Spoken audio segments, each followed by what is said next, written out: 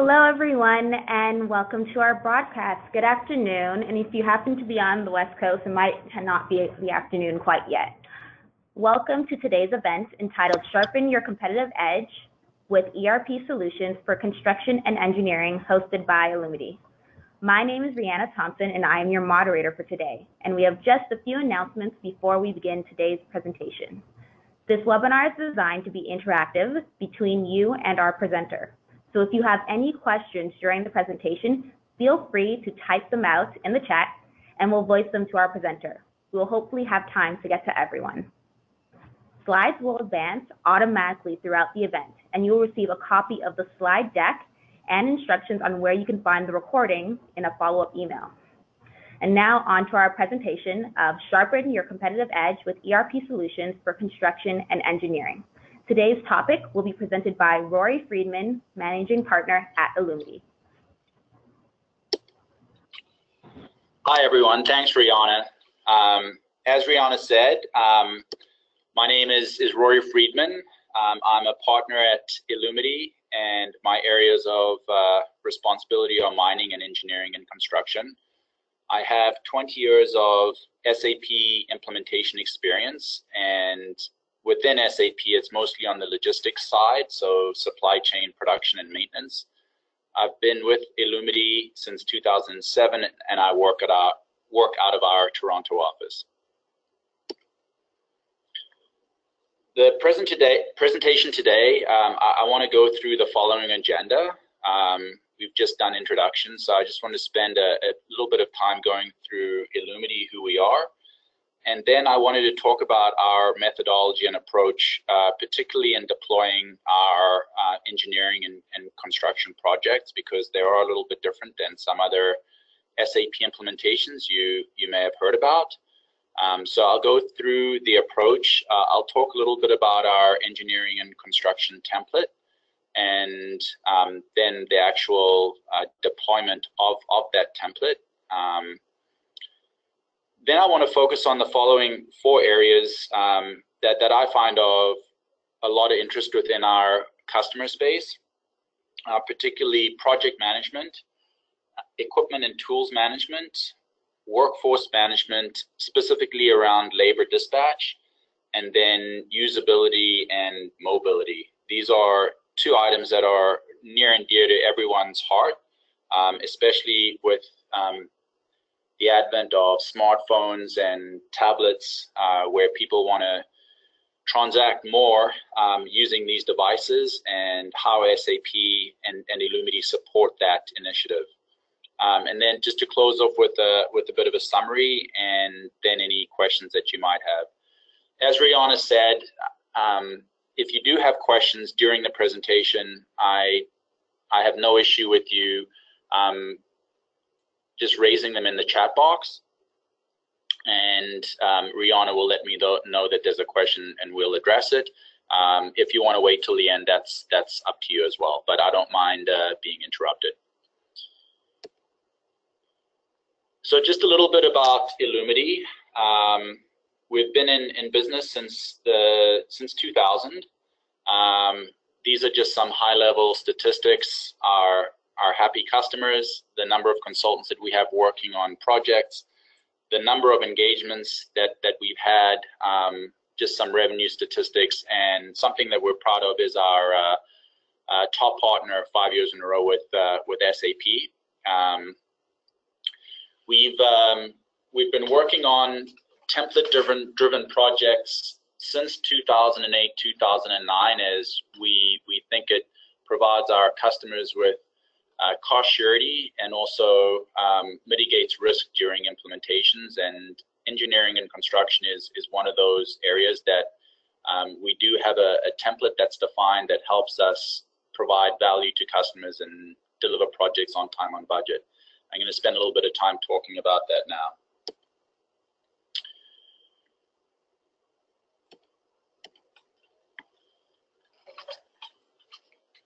So to start off with, I would like just to point out that, and I'm sure this isn't news to anyone on the call, but the biggest knock that some of our prospects have with SAP is that even though they know it can do everything, it takes too long to implement and it costs too much to implement. So this is something that SAP and Illumity have recognized over the years, and both companies have done a lot to try and deal with that objection. So what this slide is meant to represent is kind of two options that you have for deploying a solution. The one would be a traditional project where you have the standard SAP system, which you could think of as a box of Lego, and you could build whatever you wanted with that box of Lego. So again, it's incredibly deep, wide, flexible. It's just, it takes a lot of time to build everything from scratch. So typically that's why the implementations were multi-year and, you know, many millions of dollars. What we've done with SAP is to build out a template, which is a preset solution that consists of some of the items that I have on the silos on the right-hand side. So we start off with the same SAP system that every other company does. So that's the green silo at the bottom on the right. And then what we do is we layer on that SAP best practices. And what those are is it's a pre-configuration of the system that SAP has actually done. There are 27 or 8 of these for various industry verticals, so engineering and construction, mining, food and beverage, wholesale distribution, high tech. So we've taken their solution for engineering and construction and installed this, and then further augmented that with business design documents and process flows, Visio flows, showing how various business processes work within the system, which can be used as very, very good training material. There's also, on top of that, there's a pre-configuration, and we use this acronym FRICE with the W on the end to talk through forms, reports, interfaces, conversions, enhancements, and then workflow. So this is where a lot of the work goes into it, based on our experience working in the industry, to essentially take what we call standard processes within engineering and construction, within the different business units, whether it's finance or procurement or maintenance, and build out a pre-designed solution that we find is used by most customers that we would recommend to use as a starting point. And I'll get to that a little bit more in the next slide. But you can just think of it as a pre-built solution with an end-to-end process and any output or reporting or conversions, interfacing requirements that are pre-built into the system that essentially is ready to go. On top of that, there's a lot of training material for end users showing how to conduct various transactions. There's test scenarios and scripts and full security for different roles within the organization.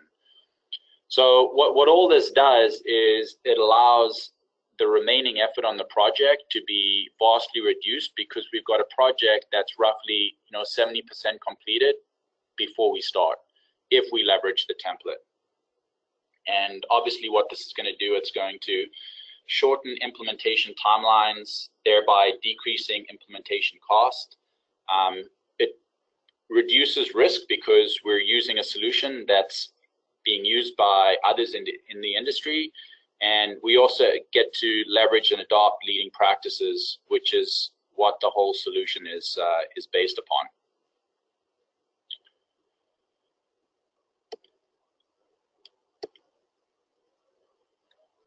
So this slide, it's really to demonstrate, I would say, a core philosophy that we have when we implement this. This is not developed by us. It's a gentleman whose name is Jeffrey Moore, shown on the left-hand side, and essentially created this framework that is extremely useful when deploying projects. And the approach is based on two terms. The first one would be core processes, and the other is a context process. How core is defined is something that is unique to a particular business, or a differentiator, meaning the business does it differently to its competitors, and we need to take note of that. Context is a process that's done exactly the same as everyone else, so the industry. And this lines up very, very nicely with the template-based approach, because if the template is essentially a fully working system with processes across all the different business functions that are predefined based on best practices, which is essentially how leading companies do it, by definition, it means that any process that a business defines as context, we should adopt the template process.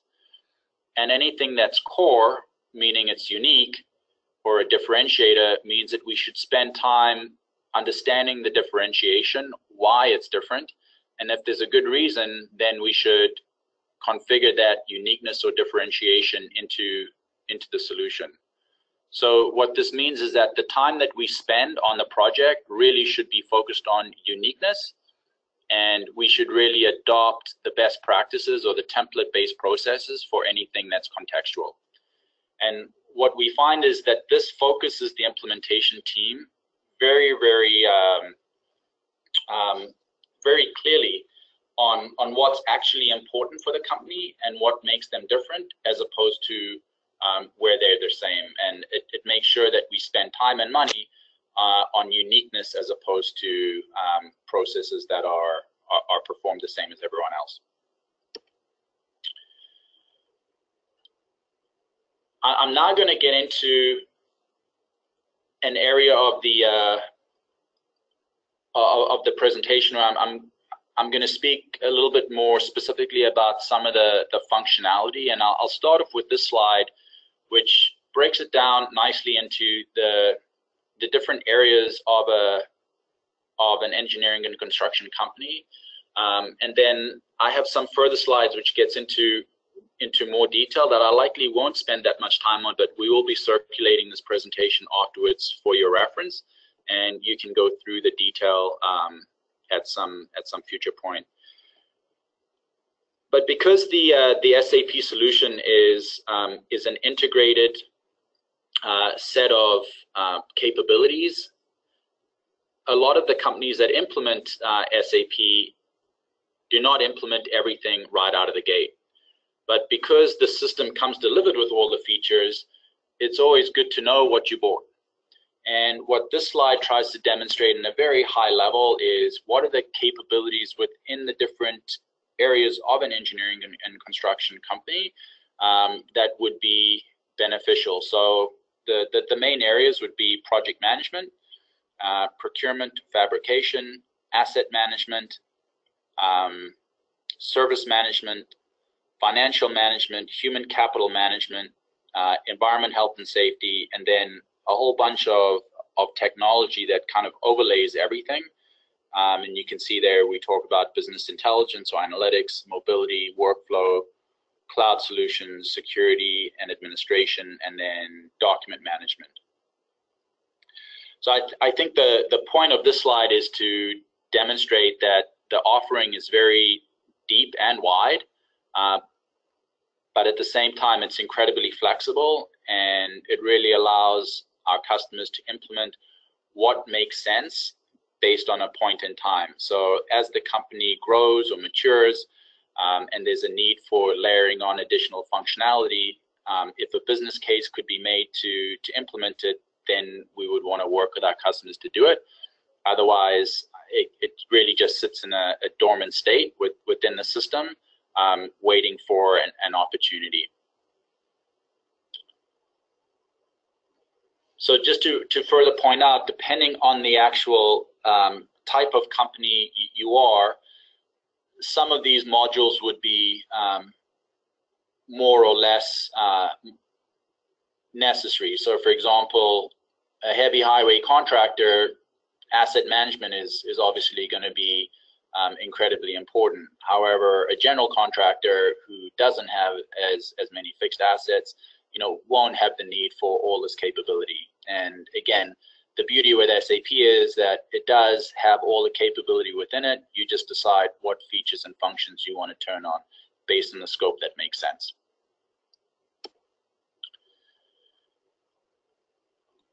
This slide talks to our implementation approach. So we've spoken about the system that has a lot of capability. However, implementing it in the right way definitely matters. And what we've kind of honed over the years of deploying these types of solutions are the following bullets. And it really speaks to how we go about doing our business.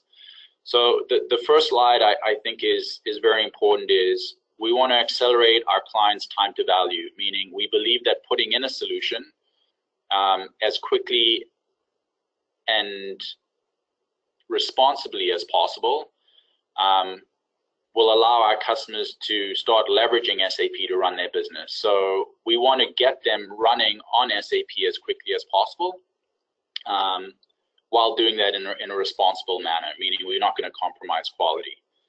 But this also means that we're not going to try and implement everything at once, and we're going to implement a core set of capability that makes sense. And then the second bullet, unlock additional value after that initial go live with small continuous improvement initiatives. The other thing that we do is we deploy the project using small expert teams with only senior consultants. So generally our projects are deployed with 4 to 6 consultants, again, depending on the scope, and all consultants have had more than 10 years experience in the industry working on SAP. We spoke about the core versus context, and this is very important because it helps everyone focus on the scope areas that matter most. We'll always search for simple and pragmatic solutions. The most complicated solution isn't necessarily the best one. So we're looking to solve the problem in a simple manner. We'll always lead with the SAP best practice processes or Illumity template-based processes wherever possible, because we know that these are proven in the industry and that they work. So if there's a process that deviates from this, that doesn't necessarily mean it's bad. It just means that we want to question the deviation. If it makes sense, then we'll work through it. If not, then we'll recommend to adopt the best practice. We strive to ensure effective communication throughout the client life cycle, not only through the project, but also after go live through that continuous improvement life cycle, and then demonstrate care and responsiveness to client needs throughout our relationship.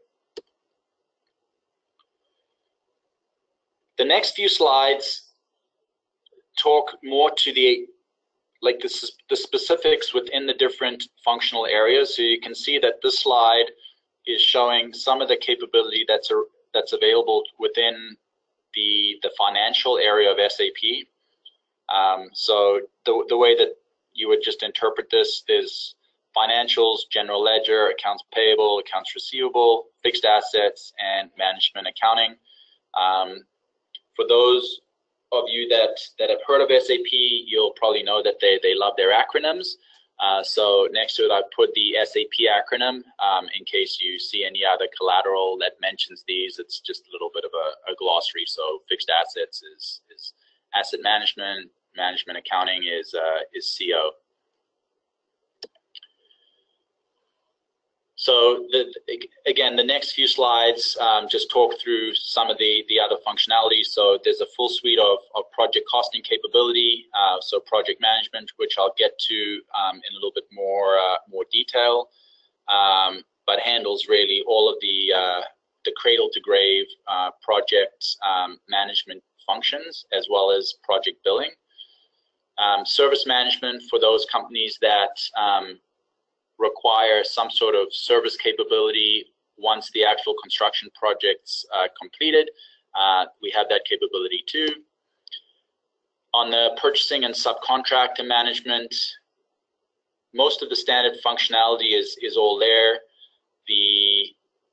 There are some items here that we've augmented the standard system to support some of the subcontractor scenarios, like hold codes, retention, and pay when paid, which is obviously critical in any engineering and construction environment. We handle all the inventory management requirements, equipment and tools management, which is the management of the various heavy equipment, as well as, you know, small tools, signage that are required on the job. And I'm going to leave that a little bit till later because we get into that in more detail. And then also health and safety management, so particularly incident management. Following on from that, we have all the plant maintenance capabilities for managing the maintenance of equipment. So that's either based on some predefined cycle, hours, calendar-based, or based on you know, ad hoc corrective work orders. There's the full suite of human resources capabilities, as well as payroll, and then, you know, the items that overlay the system. So workflow reporting, mobility, and interfaces. There are also additional solutions that are available for field ticketing. So construction companies that work a lot with subcontractors, some warehouse management capability in and around barcoding, and then AP invoice automation. So working with scanners and optical character recognition to streamline the whole AP invoice process. Again, the next few slides really talk to some specifics about what's included in the template. I'm going to skip over them because you will have access to this, but I just want to again reiterate the fact that, you know, all of these items add to our ability to accelerate a timeline. In this case, having predefined security roles and definitions for who can access what transactions in the system, you know, is a huge time saver because, you know, in typical companies, there could be 30 or 40 different roles, and having to start that process from scratch about who can do what certainly will take time. In this case, we present a predefined list, and it's really just a matter of streamlining it as opposed to starting it from the beginning. So again, these slides you'll have access to. They just give some examples of some of the accelerators that we have within the template. So the next 5 or 10 minutes I want to spend talking about some of the key areas within the solution that we find are of particular interest to some of our customers. The first area is talking about the project management tools within the system. And the project management tool set within SAP is made up of 3 major areas. The first is the project workspace, which essentially is, if you want to think of it as a portal, where a project manager will see all of the projects that they're responsible for and act as a cockpit for being able to manage what's going on within that project.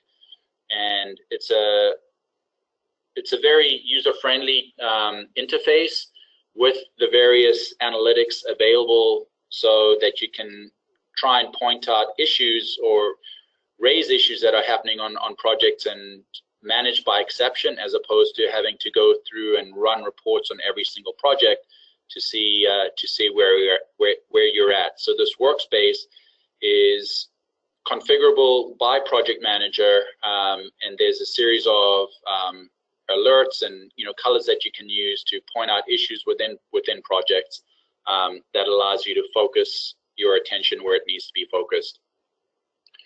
The second area is project cost and revenue planning. This is exactly that. I think the point here is to talk about the interface that's used, which is basically Excel, which most project estimators and project cost controllers are familiar with. So it allows you to use a familiar interface for managing cost and revenue planning. There's a slide after this that'll kind of show a little bit more capabilities. And then the last is project issue and change management. So this allows you to manage all the various change requests and change orders, the approval process through that within this one central cockpit.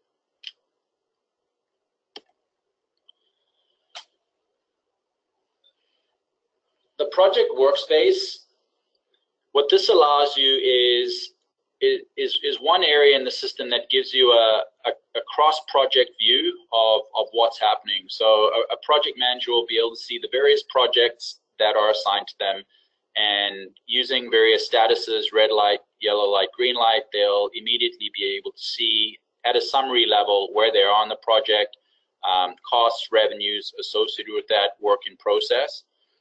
Again, the system is integrated with all the other modules within SAP, so financials, procurement, inventory, maintenance. So, you know, anything that affects those areas will show up in these reports as well. The analytics and the alert feature is incredibly useful, again, for someone that's managing multiple projects. You want to know where you need to focus your time on initially, and certainly being alerted to a project that's kind of maybe not in the desired state that you're looking for allows you to spend time on that first and then move on to your yellows and your greens.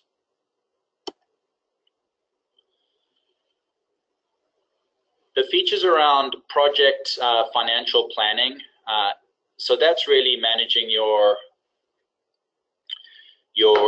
estimates, revisions to plan, and then your actuals, as well as estimates to complete.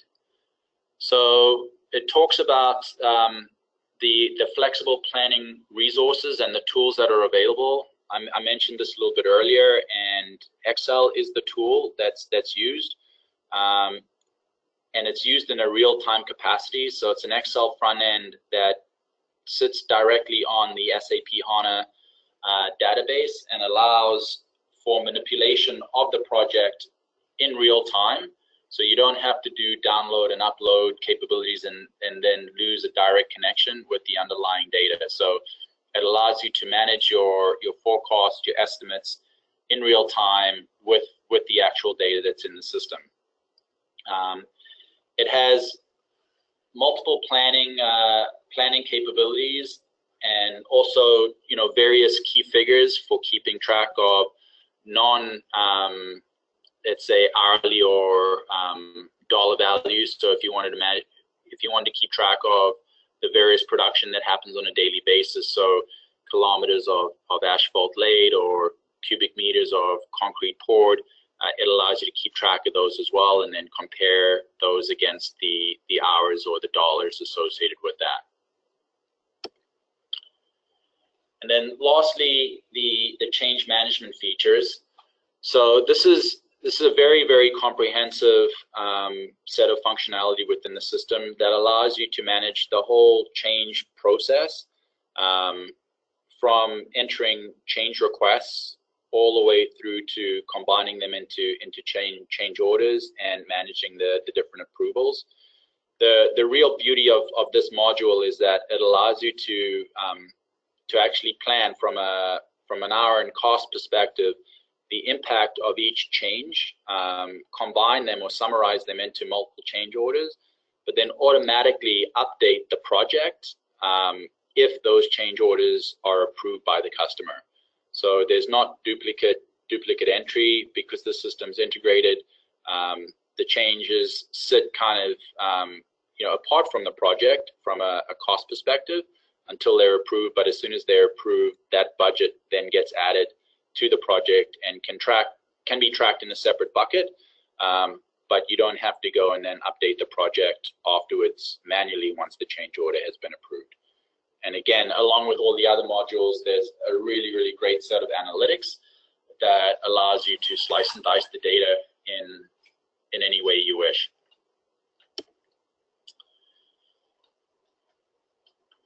The next topic is on equipment and tools management. I wanted to focus a little bit on this area because in a heavy highway or a heavy civil construction company, the assets are of major importance. from not just from understanding what equipment is in inventory and what equipment is at the sites, but also making sure that you've got flexible billing models to be able to charge projects for the use of that equipment, but also keeping track of the utilization of the assets and the profitability of the assets. So I'll spend a little bit of time going through some of the details in and around the equipment and tools management module. And again, I'll probably skip over a couple of the slides just because of time constraints. So at a high level, ETM, equipment and tools management, this surrounds or speaks to the management of the equipment from the requisition process. So when a foreman or a supervisor at a job site needs a dozer or an excavator, sending in that request to a coordinator or a dispatcher to understand what the request is, when it's required by, whether it's an inventory or whether it has to be rented from a third party, and then how they're going to acquire it, ship it out to the actual job site, charge it out to the job site, as well as and call it off from the job site.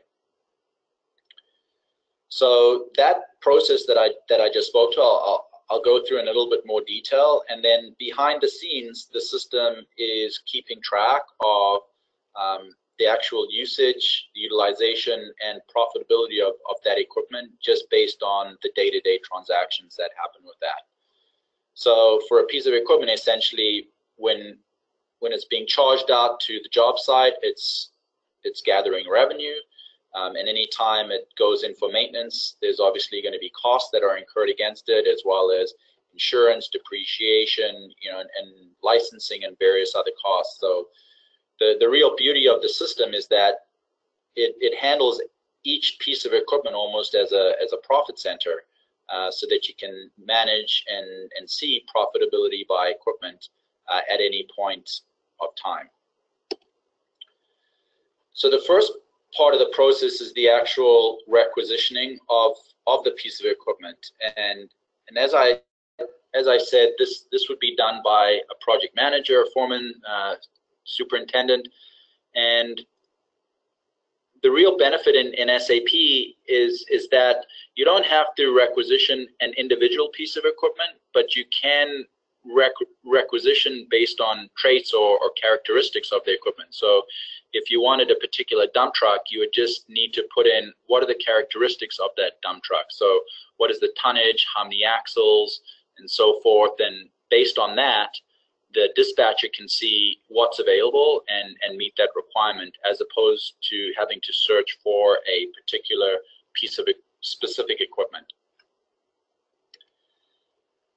The dispatcher would then, using a graphical scheduler, which is essentially a Gantt chart showing all the equipment that is available, and also the equipment that's currently shipped off at job sites, but knowing how long they're going to be at those sites.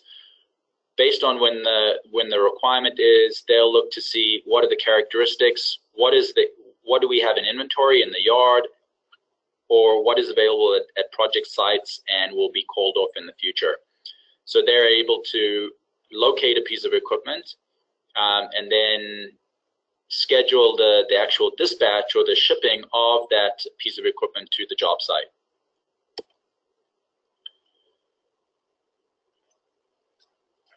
So the actual shipping to the job site, we're able to manage, full logistics, whether or not that piece of equipment can get to the site under its own power, or whether it needs to be put on a flatbed and moved. And then obviously we have traceability of where the piece of equipment is and when it's going to be freed up from the job site and available to other projects. Once the piece of equipment is at the job site, there's different ways that the piece of equipment can be charged to the project. The two typical models are time-based or performance-based. So time-based would be essentially how you would you rent a car. So if you need a piece of equipment and you need it for 10 days, you're charged a certain amount per day, per hour. Performance-based would be based on usage. So, you know, based on kilometers hauled or some other metric.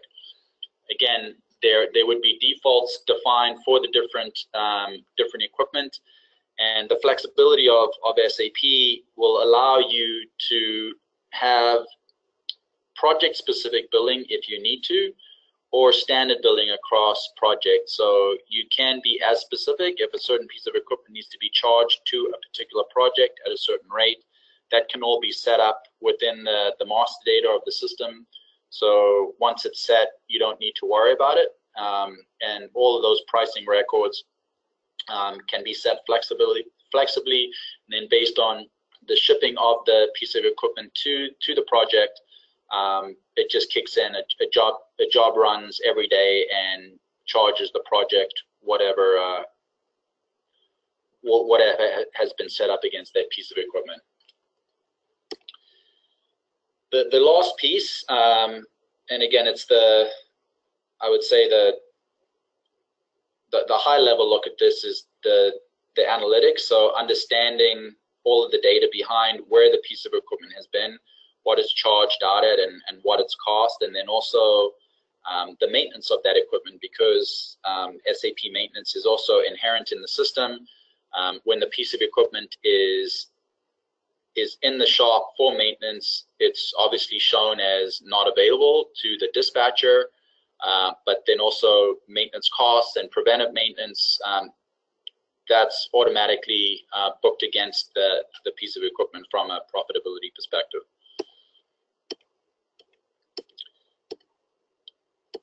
These are some bullets just to finish off where we feel the benefits of ETM help our customers.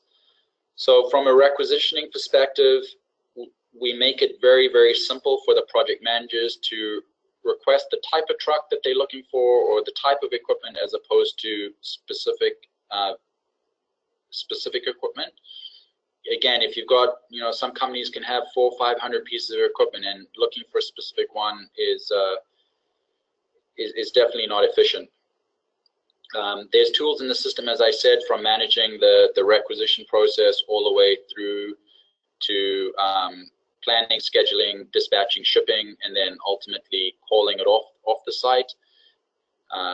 Because we manage this whole process, it's very simple to see what equipment you have in the inventory, whether that's available in the yard or being used at a project site. And again, this is all available using a pretty easy to use Gantt chart, which shows which equipment is where and for what duration. We spoke about the flexible billing, and then the two most important pieces really that everything boils down to is being able to track and understand the utilization of equipment. So, you know, if equipment has been sitting idle and is being used 20–30% of the time, you know, maybe it makes sense to dispose of that asset, or, you know, maybe something else can be done to get it utilized because obviously the capital has already been outlaid for that. And then also tracking the profitability of the piece of equipment.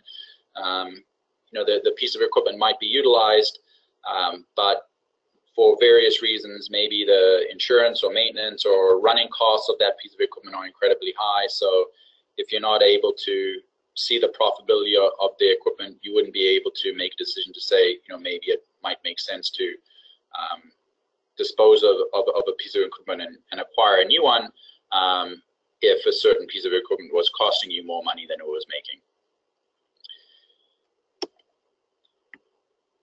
So the next item that I wanted to spend some time on is workforce planning, specifically around labor dispatch. And this is very specific, but it's something that we've noticed is a bit of a pain point. And I just want to use the screen which is basically the screen that is used to understand what are the actual labor requirements and what are our opportunities to close that requirement.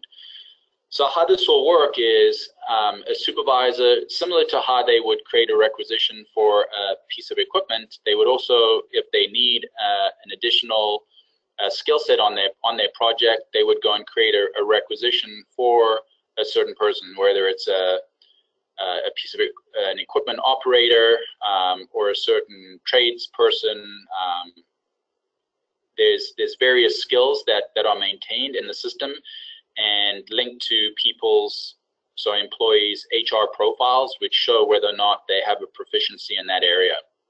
So once the requisition goes into the system, the dispatcher will see the requisitions on the left-hand side of the screen, and essentially it shows the details of the requisition on the right. So in this case, the requirement is for an excavator operator.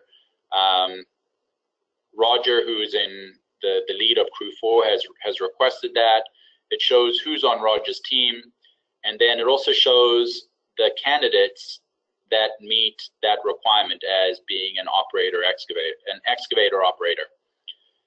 So what this shows at the bottom as well is some very good information. Number one, the competency. So you can rank people's skills within the system. So it'll show based on a rank of 1 through 5 how proficient they are. It'll also show what crew the person is currently assigned to and whether that crew is assigned to another project. So from this screen, I'm able to see that that one of the potential candidates is already assigned to the project. 2 of them are assigned to crews which actually aren't on a project. So it just allows the dispatcher to understand what the options are and how they can meet this requirement very simply.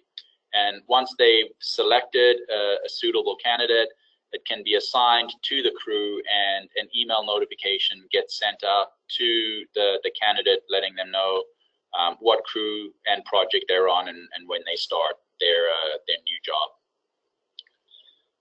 So this saves a fortunate time, because if you've got 40 or 50 different projects that are going on with different supervisors, and people could call in sick, or there might be some delays, or you need additional capacity, it really allows the project manager very quickly and efficiently to be able to raise a request and for a dispatcher to find a suitable person and dispatch them off to a job.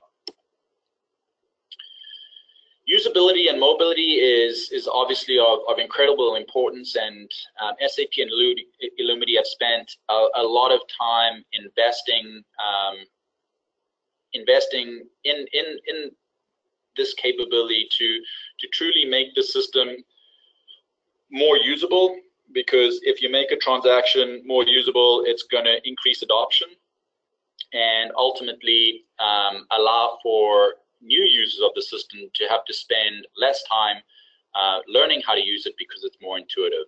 And when you make a transaction more usable, it also lends itself to being mobile enabled as well. So it means that people in the field using phones and tablets can transact in a live environment, as opposed to having to write things down on a piece of paper or having to batch things at night. So this first tool that we have is for field data capture. So it allows a project manager in a field to manage certain capabilities associated with their project. And again, the interfaces are all very similar. So similar to the dispatch, in this case, the project manager sees their projects down the left-hand side of the screen, and then clicks on a particular project. And then there's a menu bar across the top that allows a project manager to perform a variety of functions. So what you see here is we're on the crew time tab, which shows the different employees that are assigned to this project and allows for time to be entered. In this case, by a supervisor. Again, that's flexible. In some cases, it's the actual employee that might enter their time on their own. In this app, it's the supervisor that does it, and they're allowed to put in a start time, an end time, and then the system will automatically calculate the duration and then post that against the project. We have similar screens for equipment time. So knowing what equipment has been dispatched to your job site, so you have an understanding of what you're being billed for on a daily basis. The truck time would be dump trucks that are dispatched to your site that you're going to be paying for based on some performance measure. So whether it's tons hauled or kilometers driven, whatever that metric is. Production allows the supervisor to enter in the actual production for that day. So how many kilometers of asphalt were laid or concrete were poured, whatever the production statistic is that's defined for that part of the project. Lost time, this allows the supervisor to record any type of lost time incident. It's a flexible list, and basically on a daily basis they can say, if they lost time due to some sort of weather issue or really anything else, and then obviously you're able to report on that. So if there are any cost overruns or project delays, you can look to this lost time database, which basically will show you by day your lost time incidents. The same thing with equipment issues.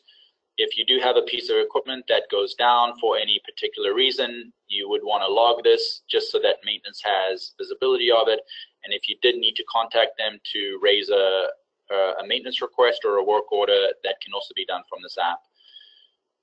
Safety issues, similarly with safety, if there's a certain incident that happens with a person on the project, you definitely want to be able to record this. And this can be linked with the health and safety incident management module, where you can go through a full incident management process to be able to figure out why it happened and what safety initiatives were put in place to prevent this from happening again. Purchase orders would be the tab to show any purchase orders that exist against the project. So if product was delivered to the site or services were delivered, the project foreman could go and receive those right from their tablet.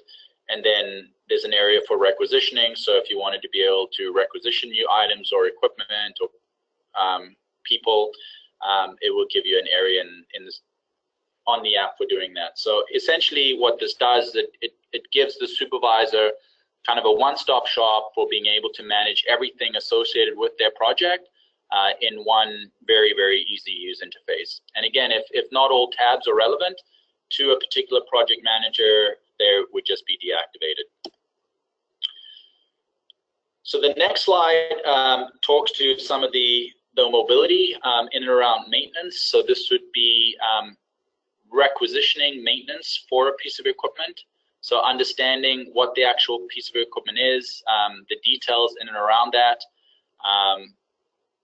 any of the maintenance history, any documents or schematics associated with that piece of equipment, work orders, and then also the bill of material, the spare parts bill of material associated with that piece of equipment. So if you do have an issue with a piece of equipment, you can immediately look at what the spare parts that are required for this are, because we're running a maintenance management system as well.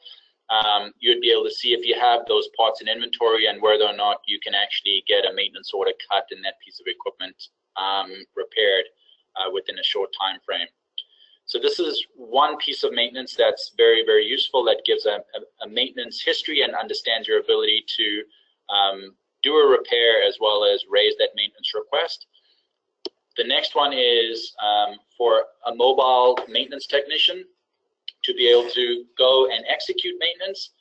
So on this screen, you would see the different work orders that are associated to the particular maintenance technician, and then on the right-hand side gives you all the details for actually carrying out that maintenance. So you don't have to capture or carry with you any paperwork anymore.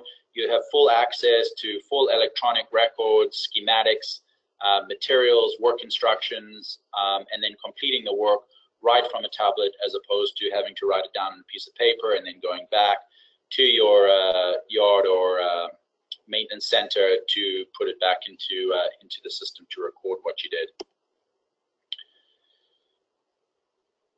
This last slide is around just to show you what we have for purchase requisitions. So most of our companies allow the user base to create purchase requisitions, and a common request for someone that's actually requested a product is, what is the status? Has a purchase order been cut? Has it been sent to the vendor? Has it been received? So what this does, it allows you to see the requisitions that you've actually generated. You can see if they've been approved, if they're in approval status, if a purchase order has been generated for it, and if anything has been received. And it really just cuts down a lot of calls to buyers asking, what the status is of a particular requisition. And again, if you've got hundreds of people in your organization that can requisition items, this is obviously going to be a huge time saver, because the buyer is not going to have to answer these queries. They can just use the app to do that. So these are some of the apps that we found are beneficial to our customers, and I thought I'd mention them just because they are of interest. Obviously, there's a full suite of other mobile applications that are available depending on your role in the organization, and we'd be happy to go into some of those at some future point. So, being cognizant of time, I just wanted to finish off with a few points. The first one is just talking to the SAP product. It's a proven application that is real-time and seamlessly integrated between the modules, like I spoke above. The system comes delivered with all the capability. It's really a question of what makes sense given the size and maturity of a company for what capability is implemented when. The Illumity engineering and construction template, this allows for cost-effective and accelerated implementations while reducing risk. The Illumity implementation methodology, we always strive to leverage best practices where possible, and it makes sure that we focus on what is a true differentiator or uniqueness for our customer. That we will spend time configuring the uniqueness into your system, but processes that aren't unique or a differentiator, we'll try and implement the best practice or template-based process where available. We spend a lot of time on usability.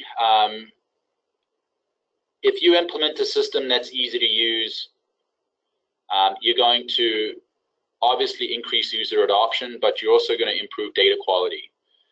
So the system is only as good as the data that goes into it and the people that use it. So you want to make both of those as comprehensive and simple as possible, because ultimately that's going to lead to the last bullet, which is analytics, which is one of the major reasons why anyone would implement a system like SAP, is to provide you with information that allows you to make decisions based on those insights. And if the data isn't good, or you get incomplete data because usability isn't where it needs to be, obviously your analytics aren't going to be where they need to be to allow you to make decisions to run the business. So that concludes the presentation. I think we have a little bit of time left just to go through some question and answer, and I'll hand it back to Rihanna if we have any. Thank you, Rory, for today's presentation. In the meantime, we are opening up the Q&A session, so if any of the attendees do have any questions they'd like to type into the chat, feel free to do so now. While I give anyone the time to do so, I'd like to remind you that a recording of today's webinar, along with a copy of today's presentation deck, will be available for all attendees and sent out in a follow-up email. As of right now, if anyone has any questions, feel free to send them in, but we are cognizant of your time and know that we are coming up on the hour if any of you guys have to run off. Okay, with that being said, Thank you guys for all attending today's webinar. Feel free to reach out to us in the follow-up email for any additional questions or for any more information about today's event. I want to thank Rory Friedman for presenting today, and thank you all for joining us for this afternoon. Have a great day.